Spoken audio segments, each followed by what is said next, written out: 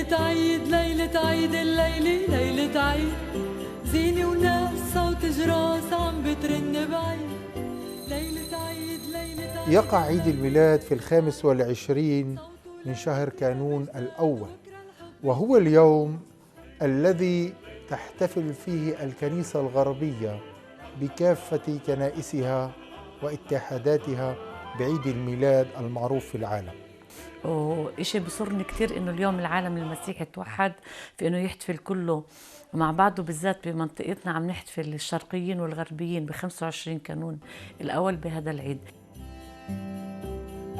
ليلة عيد ليلة عيد الليلة ليلة عيد، زينة وناس صوت جراس عم بترن بعيد.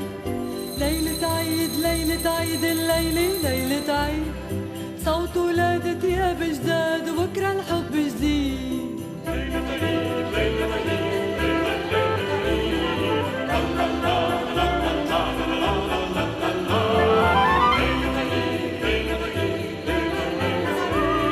العيد بالنسبة إلي كل شيء، وكنت دائما أنا صغيرة يعطوني هدايا، كل أنواع الهدايا اللي أنا بحبها، وإسا كبرت بطلوا يعطوني هدايا، بس هدية الوحيدة اللي حبيتها إنه هي تجمع العيلة مع بعض. ليلة عيد ليلة عيد الليلة ليلة عيد، زينة وناس صوت جراس عم بترن بعيد. ليلة عيد ليلة عيد الليلة ليلة عيد، صوت ولادة يا بجداد وبكرة الحب جديد. الشوكولاتة مهمتها بالعيد بتزيد حلاوة العيد. كل بيت بالوسط العربي مربوط متعود انه يعيد ويعايد الناس بشوكولاتة بجودة عالية. في ناس بتعايدوا مع بعض بهدايا شوكولاتة، في ناس سلال، واهم ركن بركن العيد يكون سلة الشوكولاتة بقلب البيت.